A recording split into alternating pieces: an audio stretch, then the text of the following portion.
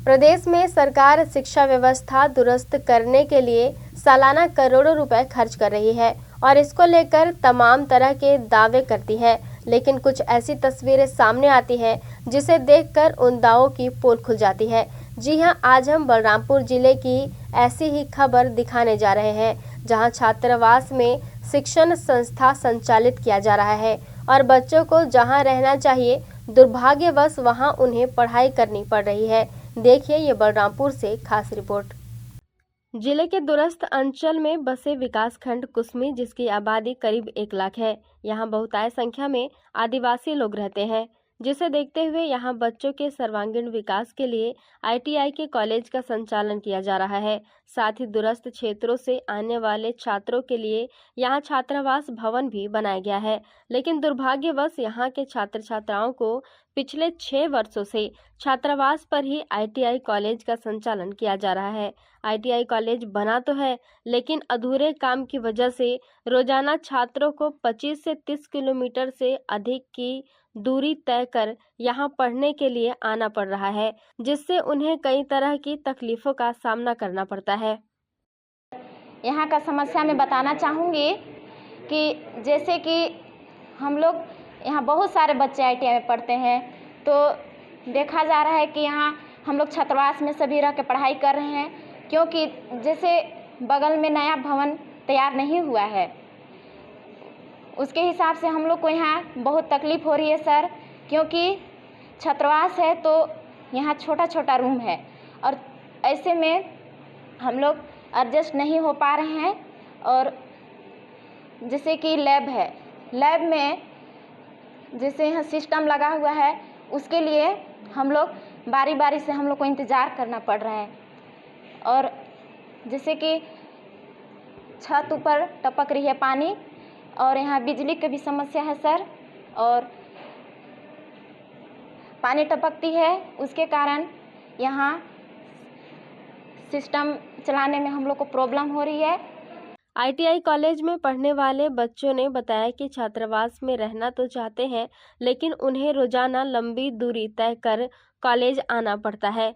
कभी कभार इतनी दूरी तय कर कॉलेज पहुंचने में असमर्थ होते हैं, जिससे वह रोज ITI कॉलेज नहीं पहुंच पाते। इतना ही नहीं, छात्रावास तो पहले से ही पढ़ाई के लिए बुक है। यहाँ के बच्चों के लिए प्रैक्टिकल हेतु कोई उपकरण नहीं है। यहाँ एक नहीं बल्कि 5 फीडर संचालित है और कॉलेज में 196 बच्चे हैं। ऐसे में कई छात्र छात्राओं को काफ़ी परेशानी का सामना करना पड़ता है। यहाँ कुछ कंप्यूटर जरूर रखे गए हैं, लेकिन बच्चों को घंटों अपनी बारी का इंतजार करना पड़ता है, तब कहीं उन्हें समय मिल पाता है।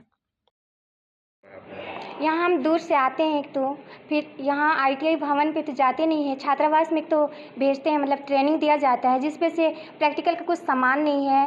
फिर छत भी टपकती है, जब बारिश होता है तो हम लोग को बैठने के लिए जगह नहीं मिलता है।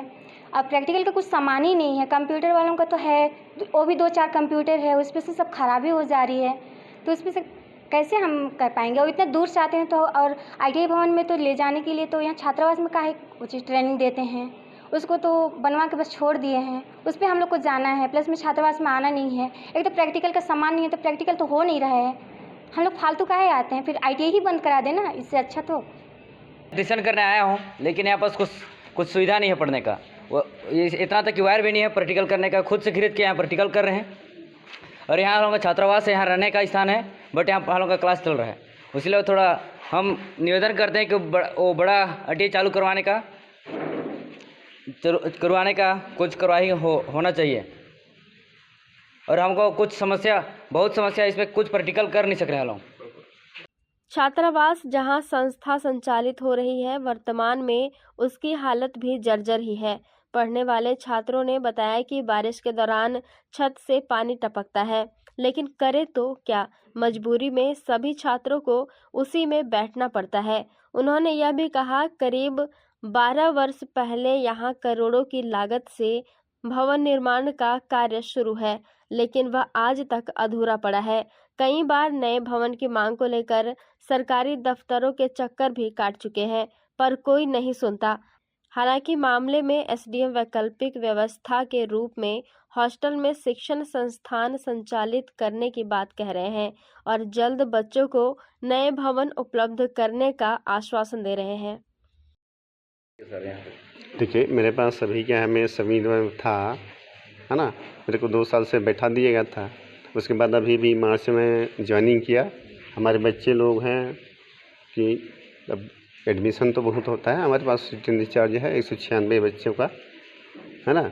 उसमें से अब हमारे पास लैब का थोड़ा सा कमी है, इंस्ट्रूमेंट की कमी है ना। ये सब सुविधाएं हमारे पास उपलब्ध नहीं हो पा रहा है। हमारे पास मोटर तो बहुत है, लेकिन उसको हम लोग एस्टिमेट नहीं बना पा रहे हैं।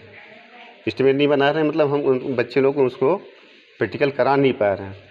ठीक है, कुछ वायरों की कमी है, कुछ और बहुत सारी समस्या हैं।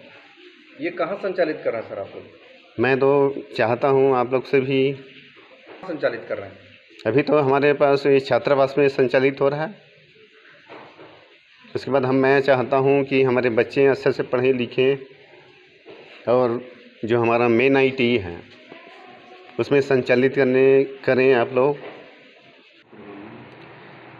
यह मामला कुछ दिनों पहले ही जो है संज्ञान में आया था और इसके संबंध में पीडब्ल्यूडी विभाग के अधिकारियों से पता करने पर उनके द्वारा अवगत कराया गया है कि भवन का निर्माण जो है पूर्ण कर लिया गया है, लेकिन वर्तमान में जो है ईएनडीएम का जो कार्य है, विद्युत का कार्य है जो है वो अपूर्ण है। वर्तमान में वह टेंडर प्रक्रिया में है, जिसके कारण भवन का हस्तांतरण संबंधित विभाग को नहीं किया जा सका है। इस कारण से अस्थायी रूप से अभी वर्तमान में जो है छात्रावास में आईटीआई कॉलेज का संचालन किया जा रहा है। भवन की अनुपलब्धता के कारण वैकल्पिक व्यवस्था के तहत जो है वहाँ कॉलेज का संचालन किया जा रहा था और चूँकि यहाँ पर कॉलेज संचालन के लिए अन्य कोई भवन उपलब्ध नहीं है, इस कारण से वहाँ पर संचालित किया जा रहा है। अब जैसे ही भवन का निर्माण पूर्ण होगा, विद्युतीकरण का कार्य पूर्ण होगा, तत्काल जो है वहाँ पर कॉलेज को शिफ्ट कर दिया जाएगा। आईटीआई कॉलेज को रोजगार प्राप्त करने के लिए एक उपयुक्त पाठ्यक्रम माना जाता रहा है। यही कारण है कि युवा ज़्यादातर आईटीआई में प्रवेश लेते हैं और ज़्यादा तादाद ग्रामीण अंचल से आने वाले युवाओं की ही होती है। लेकिन छात्रावास की ये तस्वीर बताने के लिए काफ़ी है कि दूरस्थ अंचलों में शिक्षा की क्या स्थिति है। छात्र छात्राएं पढ़ना तो चाहते हैं, लेकिन उनके पास साधन का कितना अभाव है।